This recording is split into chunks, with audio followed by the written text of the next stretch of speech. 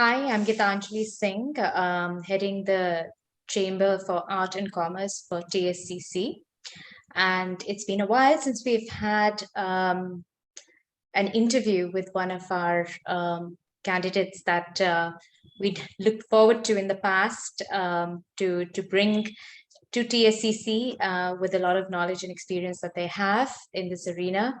And today I'm really, really happy to finally have one specific designer here with us. It's been a year that I've been trying to pursue and get this interview done. And luckily we have Jeetinder Sandhu with us today. He is a menswear fashion and shoe designer who launched his label in 2013. He is known for creating unique and contemporary menswear fashion, shoes, and accessories. A couple of years back, he also started a unique collection of women's wear in the shoe and accessory category again. I'm an avid follower and admire his experimental streak in his design process. I really do. I think that's what gives you a complete edge over a number of designers. His work and enterprising personality got him a full scholarship to pursue an MA in accessory design at Academia Costume e Moda. I hope I've said that correctly, Jeetinder. And on behalf of TSCC, I'm interviewing him today here. A complete honor to have you with us, Jeetinder.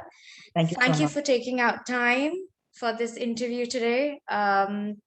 I know we've been trying to make this happen for a long time, but I'm glad we have more material to talk about since now you're in Rome, and that's where we're interviewing you from.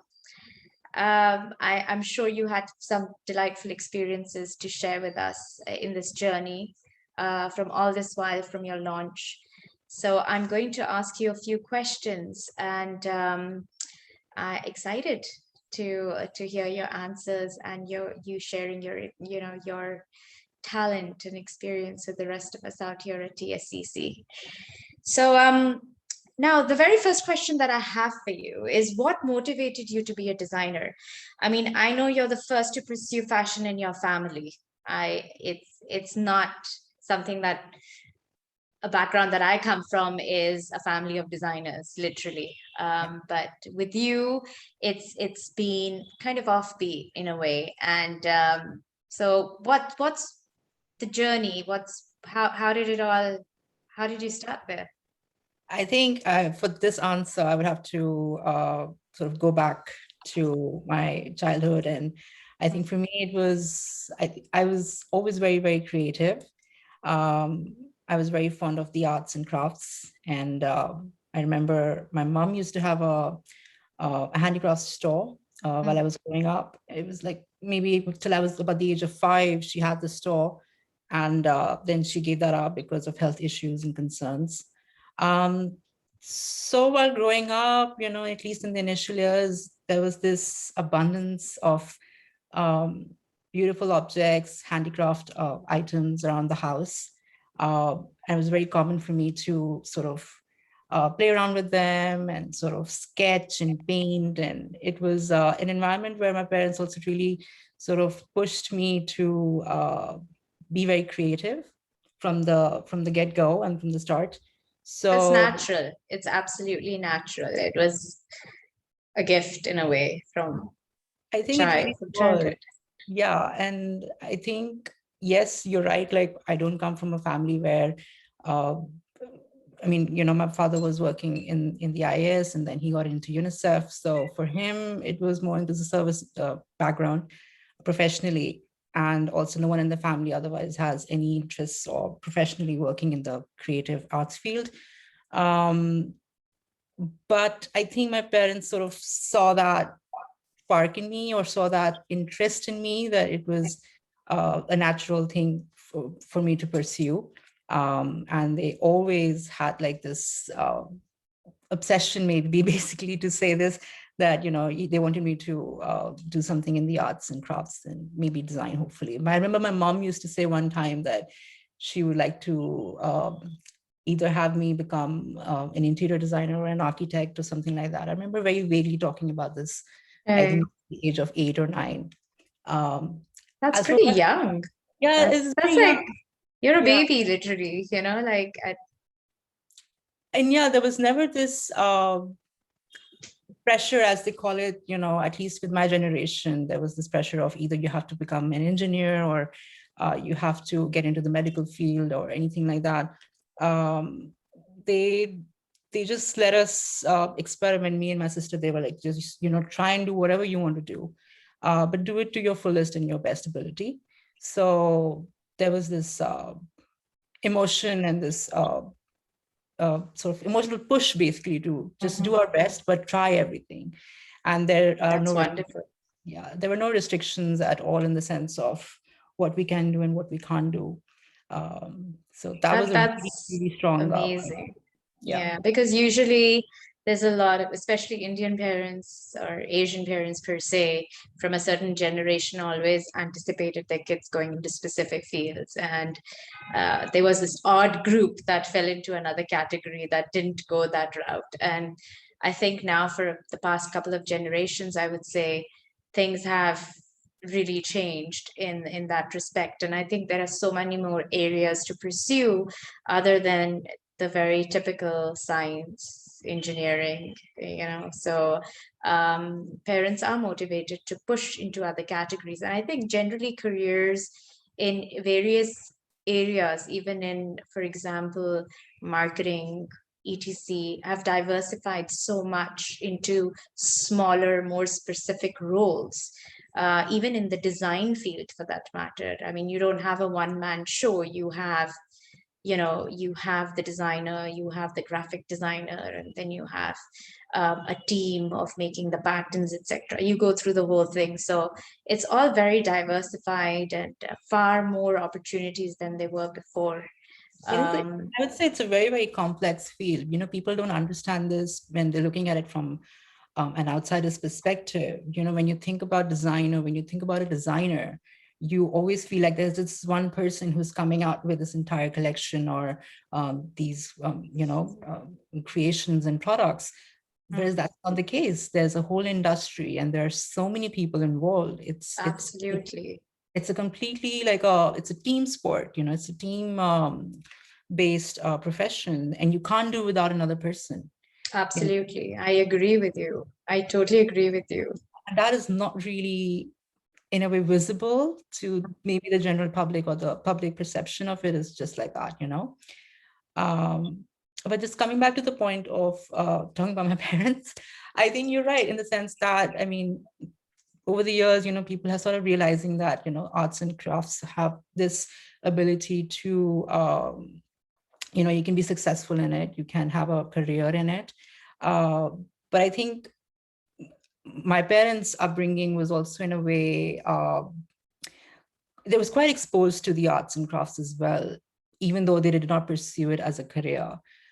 They've had friends who were artists. They've had a lot of exposure, especially my father, because he was in the IS. He's had to travel a lot of India, and he has been seeing and visiting craftsmen and people around different little small districts in India and villages. So he has this respect, I would say, and knowledge about how much goes into these products and how much you can do with them.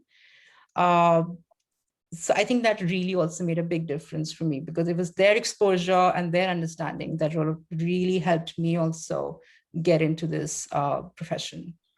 Did you travel a lot as well with them, or? As much as I could, I would say, as much as I could, but not as much as my father has. He has really sort of, I would say, traveled all four corners of India extensively. But I mean, by growing up, I mean, it's not the easiest option. So as much as I could, I did. Yeah. So that was exposure for you as well. I Totally mean, was, yes. yeah. And I So think also growing up, because I grew up in, I had a very interesting upbringing in the sense I was born in Rajasthan, uh, and I I was just born there, and then immediately after that, my family moved to Bihar. I grew up there for 12 years, so my initial years and adolescence was in Bihar, and then I moved to Delhi. So there has been a bit of traveling, I would say, along the way. And all these experiences have also shaped me in becoming who I am. And of course, I'm Punjabi and Sikh, so I have roots in Punjab. I have family up there as well. So um, it's just this exposure to different cultures, different people, uh, that has shaped me who I am today. Good for you. Yeah. Your parents have done a fantastic job, by the way. I'm sure you have done them proud and you will continue to do so. And I hope your little journey and your exposure and how you've been brought up is somewhat of a motivation to other parents as well. I Uh, hope so. Yeah. yeah, absolutely. So I'm going to move on to Graduate Fashion Week London 2013. That's quite fascinating. Was a remarkable debut for you. Um, I'd like you to speak about the runway show. I mean, you brought turbans back in a way. So that was quite a bold move, considering you were graduating and it's your runway graduate show. It's it does take a lot to kind of imbibe certain aspects of your culture as well. Not that we're not in a here in London, which is the melting pot in a way, but yeah, how did that all play out? What was the experience? So I was doing my bachelor's in fashion designing from Istituto Marangoni. It's an Italian institute. It's one of the oldest fashion schools in the world. And they have campuses all over the world now. So they have campuses in London, Milan, Florence, even now in Bombay, actually. So I was in the London campus, and that's where I did my bachelor's. And at the end of final year, uh, there are certain universities that get to participate at Graduate Fashion Week. It's basically all the important or the participating universities in fashion. And there's a selection process where they select students from each university. It's between 10 to 15 to 20 students, depending on the course and the students. And they get to showcase their collections and their designs and their portfolios at Fashion Week. So I was lucky enough to get selected. Wonderful. It was a very interesting process because it was almost 6 months of intense work. Obviously, you also are aware of how much work goes into a collection, but it was my first major big collection to say, because it was my first one that I did. Right. So there was a lot of work that went into it, and there was obviously a jury selection process. So that went on for several weeks, and during that time, it was still a moment where I was deciding what goes into the collection, what doesn't go into the collection, because they had a basic general idea of what we're doing. But you could still make certain changes in terms of styling, in terms of accessories, and so on. At the same time, I had been in London for 3 years already. And along that journey of 3 years, I noticed that there was, I think, a major lack of information and also misinformation about Sikhs in London, especially. I know because there's such a strong presence of Sikhs in UK and in London, especially. But you'll be surprised as to how much information is lacking about who we are, why do we have this faith, why do we follow certain things, why do we wear a turban, and so on. And it just kept coming back to me personally, as in the sense that whoever I would meet professionally was a little afraid to ask certain questions. And there were a lot of these, I would say, misinformation about why I wear a turban and who I am and where I come from. So I decided that, you know what, for me, design has always been a process where I have felt that it's like an extension of myself and my personality. And I have always projected that in my creations and my products. So, and being given Graduate Fashion Week as a platform to showcase. I mean, it's a platform on a global level. You have industry professionals coming in from all over the world, and you have journalists and influencers and bloggers. Bloggers were still a thing back in the day. Yeah. So it just made sense for me to something clicked, and it just made sense for me to take that platform and put this idea out there that, listen, you know what? There are Sikhs in this industry. There are Sikhs in the fashion industry, and we are out there as well. We demand the same respect and the same kind of visibility as everyone else does. Absolutely, I agree with you. And it was this idea that I wanted to take forward, and it worked really well because the graduate collection that I did, which was my first debut collection as well, it kind of in a way dictated the rest of my career path, because it really put me on a great visibility level. I got noticed by industry professionals. There was also this conversation that started. There was also this conversation that started around Sikhs in the industry, Sikh models, and what it means to be Sikh and in the industry. So it was great. I managed to really, really connect well with a lot of industry professionals who I probably would not have had the chance had it not been for Graduate Fashion Week. So that was how this idea came about. And I decided to keep, obviously, my religion and my faith a very strong part of my, I would say, my career. That's and beautiful. my life, because it is who I am and it is what I represent. And I think any opportunity that a person gets, one should take and sort of help the community also along the way.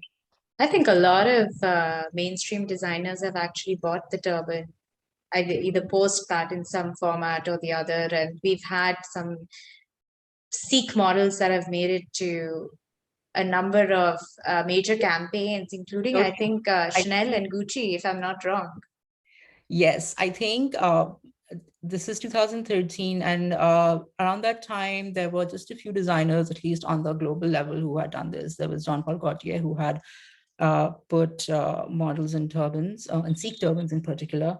So there weren't many designers, and it was still a very, I would say, people were still a little wary of trying it out or putting this idea forward, because you also have to look at cultural appropriation and understanding how. Absolutely. So at that time, there weren't, I could actually count them on my finger. It was like so limited. And but I think it just took that moment forward and sort of putting that idea forward. And it just sort of was like a domino effect that more people just started coming forward and taking up jobs. You have so many Sikh models now in India, in the UK. The US too. I remember around that time, around 2013 to 2015, we had Sikhs in campaigns and a lot of exposure. I think there's one particular one, if I'm not getting the name wrong, it's been such a long time. Waris, yes, of course. Yeah, he's been quite well recognized on the East Coast, at least. And I mean, he's worked in fashion, and he's even done Hollywood films. Yes. He's really managed to find himself in a space and made a name for himself. Yes. And has made us proud, of course. Yes, absolutely. Absolutely. And there are more and more joining the rank of models at this point of time in representation, and they're pretty proud of it. So, and I think Bollywood has played a role too. I mean, Diljit Dosanjh seems to also represent quite well in that arena. It's sort of getting quite mainstream. I was just going to come to the Bollywood and the Indian industry as well. That we've seen such an explosion of Sikhs coming in and doing some fabulous work. like you said, Diljit is doing it, and you have so many models that you see on the catwalks nowadays and the runways, which is amazing to see. Um, I would say, like, when I was growing up, when you looked at Bollywood and when you looked at Sikhs in Bollywood, uh, it was very, very stereotypical, I would say, in a very comedic sense. And that was not the true representation of who we are, I would say.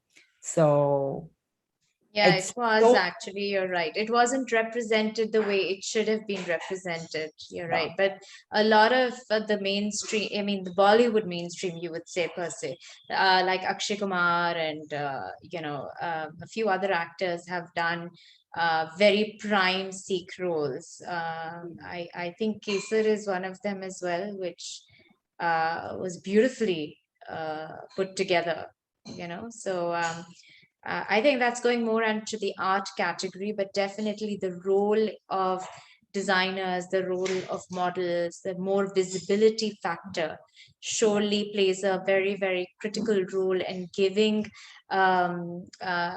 career opportunities for a lot of Sikhs like yourself to be comfortable in your religion and representation and have it in you to bring those roots in your category of what you design.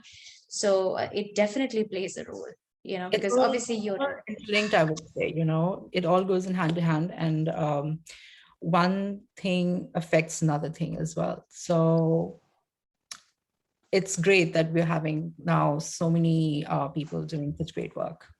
Yeah. I'm so glad that we have you to talk about this today because you're obviously, setting an example and you've got this scholarship and, you having to pursue fashion, not being from a fashion background and doing this runway show as an accomplishment goes to speak a lot about, the roots and how grounded you are at how everyone else or others are inspired to pursue the field, seeing, designers such as yourself come such a long way. So yeah, it's amazing, to hear how you came up with that and brought it to the forefront in England. But moving forward, you produced a fashion film titled Dyadic in 2013, which was showcased in Miami Fashion Film Festival 2013 and Madrid Fashion Film Festival Yeah. 2013. I mean, I will completely say, haven't had the opportunity to see it per se, which I will now, like many others who will see your interview. What was it about? Can you please talk about the concept and highlight the core inspiration behind it? Sure. First of all, I never ever thought I would get into uh, making films, which was very odd. But it just happened, and I think I'm personally a person who loves to try out and experiment with new things. As I said, I love that experimental streak.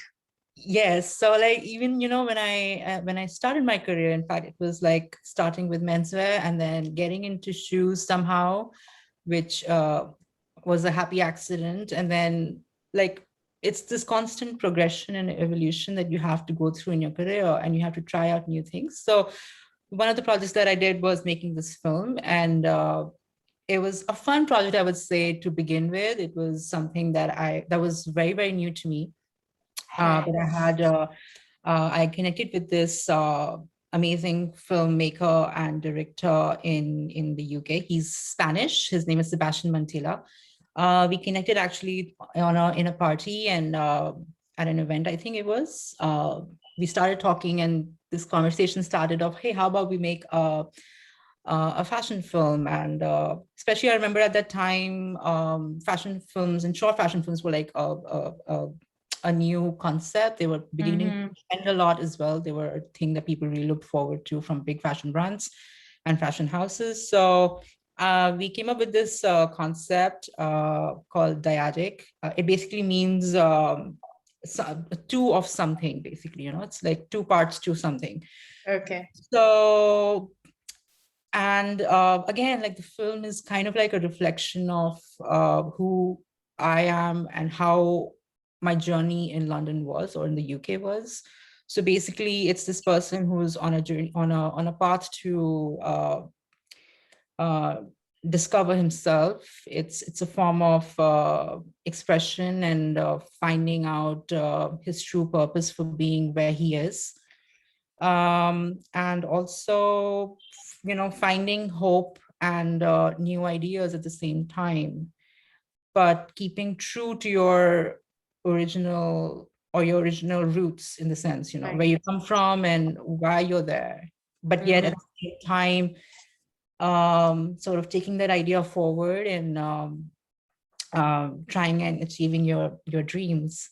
So it was like a very short fashion film we did. It was about, I think, 2 minutes long. So very, very, very short. Very short video. Okay. All Uh, right. But it and got, I mean, it got a lot of attention by the looks of it. So 2 minutes of creative work did make an impact. yeah, it was very interesting because, like I said, first time experience, and then we decided on based on Sebastian's decision and advice to put this film at film festivals. So we applied for Madrid Fashion Film Festival and Miami Fashion Film Festival, and they accepted it, and they showcased the film there, which is a very good experience. That's actually quite commendable. It's not easy to get onto those, that's a form of exposure at that level, at such a young age, is commendable in a way. But as you said, your journey, networking, meeting with people, and them appreciating your personality, your adventurous streak, and your passion for art has really, got you a lot of limelight in that respect. So it just doesn't limit to the concept of just designing something or an accessory or a shoe. It's really art in its totality. And I actually didn't know that when I was going through your bio. I was like, wow, did you really do that as well? Like it really is commendable for sure. Okay. So I do feel the fashion industry needs to network and formulate more events, which is something that we're trying to do in Delhi while you were here as well, to form more of an integrated uh, section of people that have the youth come forward, and we have more interaction so that more people gain access to opportunities by mingling and getting to know how to get exposure and limelight in such festivals. And because it's just not about being in India, it's global, isn't it? And the more you network, the more you meet people, the more people meet you, specifically when it comes to India per se. We do need that interaction. We do need that exposure. We do need that networking, and it's not a privilege that everyone has. Not everyone is as privileged. So I wish there was some form of more of formal structure and more integration where people would make that effort. I know COVID hasn't helped, but COVID did make a lot of designers realize that how to redefine businesses for fashion and requirements for clients, etc. But no matter what you do to suit the market, you suit whatever you do, end of the day, you do have to keep a part of yourself, of who you are alive when you're being creative, right? You can't take that away. But Exactly. that exactly. So in any form of art, whether it's making a movie, or so as you said, it's more about your journey. It's more about, so you can't take that away from a designer, no matter how much commercial we choose to be. You can't, every designer, anyone connected to this industry has a part of them that needs to be expressed through what they're doing, through their form of expression of what they create. So, and you have that distinct touch in your collection. You always have that little edgy, you know uh, um, look to your entire collection. And I know somewhere we tend to compromise on how we need to work on pieces because clients would want them a certain way. But I've always known you to be like, I'm doing my thing, you know, sort of that's been your statement in your Yeah, collection. it's been like for me from the beginning like this, in the sense that I never ever wanted to personally get into the commercial market. That was never my aim. But who knows what life is in order for me. That's for life to decide. But personally, I was never ever going for that outlook or that, you know, aim. So for me, arts and my profession and my craft has always been very, very personal. And like I said, it's kind of like an extension of who I am, my personality. I'm a very, very headstrong person. Like if I want something, I go for it. And this sort of daring personality of putting yourself out there, colorful and expressive, young and trying something new and innovative. You All of that, always have. You always have. yeah, so all of that has to sort of be expressed in my craft, you know, like that's my form of expression. And I've never compromised with it. I'm not saying that we don't do products that are safer, I would say, or maybe more commercially viable, which is fine. You have to do that as well. There is a part of my collection that is based and catering to that sector of market. But what I am known for personally and for my branding is that is Jeetinder Sandhu, who is this very colorful, bright, blingy, adventurous, and fun-loving designer. You know, so that's what is the main factor for me to keep on doing this and continuing to, you know, put myself out there. Wonderful. And I wish you all the best. And I'm sure you will continue to do that beautifully, you know. Um, on that note, you have collaborated with other shoe designers in the past.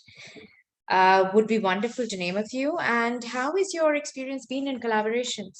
Do you feel somewhat that you're restricted, or has it been a good No, experience? you know what? It's been amazing. I would say it's such a strong and important part of my career actually. Um, I know I keep saying this. I'm connecting a lot of my work to my personal life and how I am actually. I've always believed that collaborations are very, very important, you know, personally and professionally. It's this exchange of ideas, it's this exchange of thoughts, and you're having this dialogue with another individual and you're seeing things from their perspective and understanding, hey, that's quite interesting, you know, like what if we did it like this? So I'm all for collaborations. I feel it's very, very important for a designer and for a creative person to go through that process and understand and learn from it. So yes, I did collaborations, and the first one I actually did was with a Berlin-based designer called Sarak. And in Hindi, we call Sarak, which is a road. Yeah, yeah, It actually is derived from, it's actually that word that he's taken and used it. yeah. Originally, he's a Serbian designer, and he's been living in Berlin for I don't know how many years now, and he's based there. So his name is Sasha Kovacevic, and he's I would say he's a gender fluid designer. He creates products for both men, women, and sort of it's very fluid in that sense. And he creates garments. So, and he shows at Mercedes-Benz Berlin Fashion Week. So we did work with him for 2 seasons, and we did shoes for him. The first one, and it was like such an amazing experience because this was a time in my career when I had just gotten into shoes, maybe 1 year, you know, just 1 year old into shoes, and I got into this collaboration with Sasha. Sasha I had known, interestingly, through Instagram. He was actually, Wow. yeah, he was actually one of my competitors in terms of business when I'm talking about fashion. But when we were collaborating, I had stopped my clothing line and I was only doing accessories.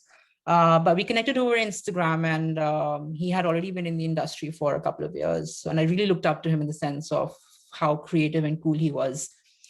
So, Sasha was in India at the time, and we just connected. He just sent me a message saying, "Hey, I know we follow each other, and I would love to meet up with you and let's catch up." So we met up in Delhi, and conversation started about maybe possibly working together. And there was no looking back. And we actually worked with him.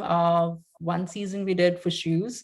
Wow. And I think we did about 2 more seasons with him for other work based on embroideries and making products for him in India and then supplying them to him in Berlin for his shows. It was a great experience, actually, because he gave us the freedom to sort of experiment and play around, but keeping the main core idea obviously in mind and keeping what the collection or the designs he had in mind as what they were.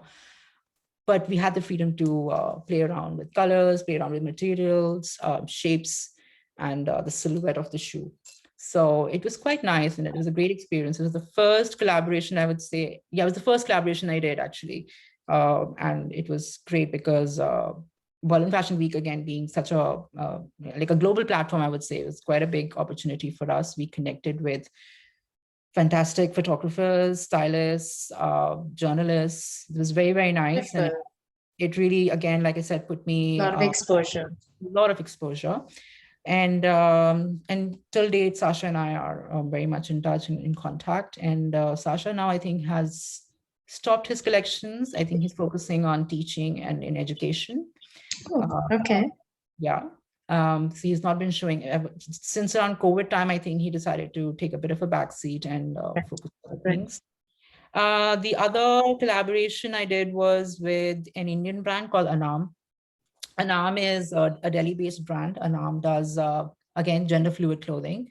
One of the first few brands in India to have taken this idea forward of, gender fluidity in fashion. So he shows at Lucky Fashion Week.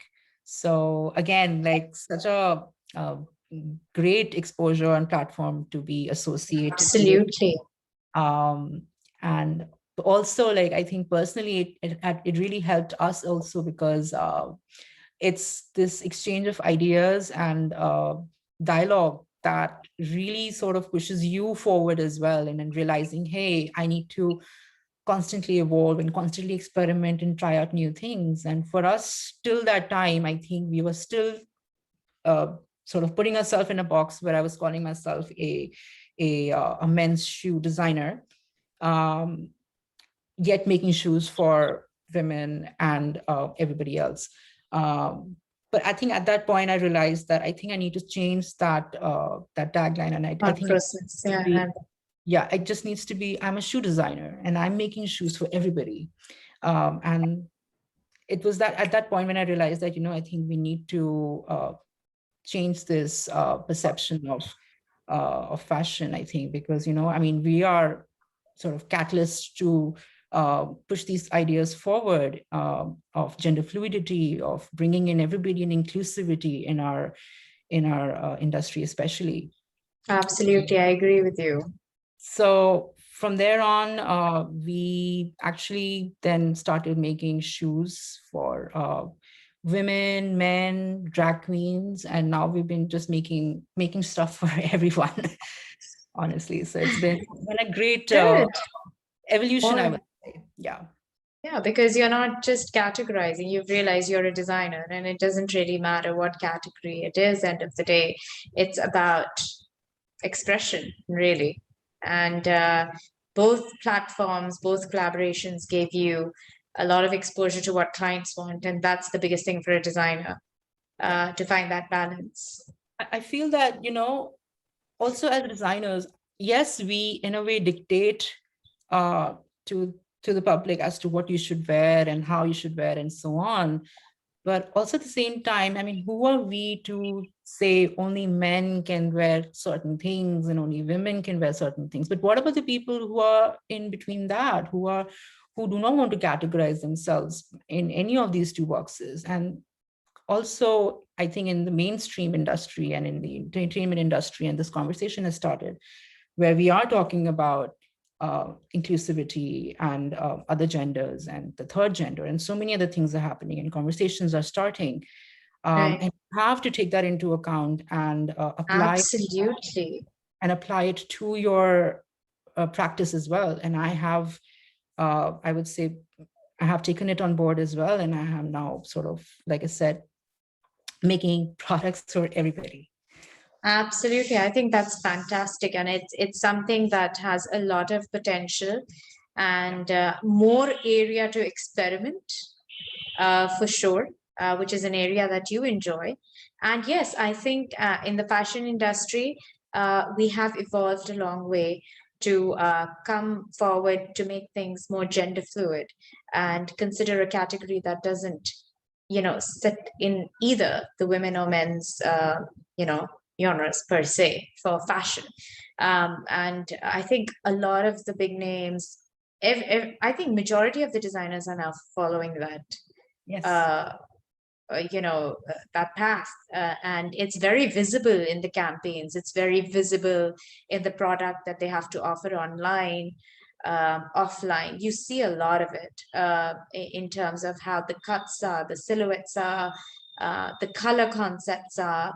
So it's all very, very gender fluid, and I think, I mean, I don't know if I'm wrong, but I would say the Japanese were very quick to do gender fluid. Yeah. Their clothes have always been very, very gender fluid, in my opinion. I don't think it's been pinned on a specific sect of just women and men per se. I think majority of the runways that I see, and some of my favorites, all fall into the runway shows that they do purely because of what you're saying. The gender fluid concept, the silhouettes, the cuts, they are very, very, wearable across the board and represent every type of client that is out there. So I think in India, we've still got a long way to go. But we will eventually get there as the customer base demands. And more experimental designers like yourself, would probably bring that to the forefront eventually. So look forward to your collections to see that aspect. That's quite exciting. Now, finally, I mean, I would say, how would you guide aspiring designers, especially in the accessory design field? Because clothing is something, that a lot of designers do. Accessory designing, I think people don't really understand how a lot of undergraduate programs work for them, and how it's really quite a career option for many. And how could they successfully enter the market and address issues of branding for themselves, which, in the accessory sector, when we're looking at accessories in India, it's different, where we're talking about jewelry accessories, we're talking about XYZ. Then there is this gender fluid aspect in accessories, which is huge now. How would you say that has changed and evolved over the years? How would you see accessory has changed over the over the years? And how do you see the next gen or the current gen taking the direction of education and career path in that? I think to answer your first question of how accessories are changing, first of all, you have to understand that if you look at numbers, accessories across the board are much more, they sell much more than actual garments. If you look at any of the big brands, Louis Vuitton, Gucci, Prada, whatever, what's bringing in the money and the big numbers is actually sales of bags, shoes, belts, wallets, and purses. That is what is sort of bringing the big money. So you have to understand that that's like very, very important. It's a big overlooked arena when you look at fashion in general. And if you're just a newcomer and getting into this, understanding that, oh, hey, I want to be a designer and let's just get into fashion. And that's pretty much how I started. But you have to also understand and study the market to really find your space and your comfort zone where you fit. Because what you may initially think of that you want to do may not be the right field for you, you know? Like for me, when I started with menswear clothing, it was something which was like an end goal for me. And I was like, this is it. But having been in that, field for 2 years, and then realizing that there are other opportunities and avenues that I can explore, and experimenting, you have to really be patient. You have to really give it some time to understand and to gather knowledge and to find your space, which is what I did. And luckily for me, I came upon shoes, and it was something that I had never actually ever imagined I would be doing. It was not even a thought that had crossed my mind. So I would say to people who are just getting into this, or to younger people who are just getting into the industry, is that don't restrict yourself, always keep yourself open to opportunities and to experimenting with new ideas. And I think, coming back to your question on how accessories have changed, I would say it's getting better, I would say, especially in India, because I mean, I'm primarily based in India and I'm producing from Delhi, and I've sort of been in the Indian industry for so long. So when I started, there were hardly any menswear shoe designers. There were just basic, I would say, brands that were just doing the most generic shoes. I won't name them, but at that point, I felt there was like this huge gap in the sense of, where do I go and find interesting designer, good shoes, but like they have a bit of art and flair to them. And there was none available in India at that time. I mean, internationally, yes, there were obviously designers and brands that were doing it, but there was a huge gap in the Indian market. And that's when I decided that let me just give it a try and see. And over the years, I've noticed that it's been a field that has become, there are more designers coming in, basically. There are more brands that are coming up, newer brands who are just playing around with new ideas of sustainability, of incorporating art and sort of handmade product, like handmade art on shoes, and actually doing really well on a commercial basis as well. So I think over you mentioned, sorry to barge in with my bit here, but you mentioned sustainability. That's a big factor in designing today across the board, be it even shoes or belts or handbags. I mean, it seems to be the new way, especially since COVID. Everybody's become very, specific about, especially the I would say the new generation, and particularly the West primarily, is all about changes in lifestyle, changes in the accessories they wear, the sustainability, the material use, the packaging use. All of that has really changed how we've been marketing, and have had to reach out to a completely new set of a new thought process.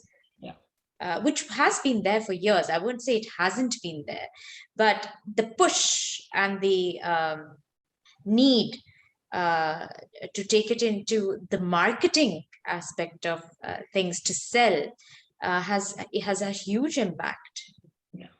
This year, for my master's that I'm doing in Rome, we've done 6 industry projects, and every industry project that we have done has had a part of sustainability be a part of it. Yeah. So no matter what you're designing, you have to keep sustainability in account and keep that in mind. So across the board, in general, yes, it is very important, and you have to keep that in mind and adapt and bring on the practices to your business. But I feel personally that it can be a bit of a gimmick as well, in the Yeah, sense I'm a sustainable brand. But what really is sustainability? You have to really understand that aspect as well. And I believe personally that no brand is, if I can say, completely. completely Yeah. sustainable. No matter how much you try, Yeah.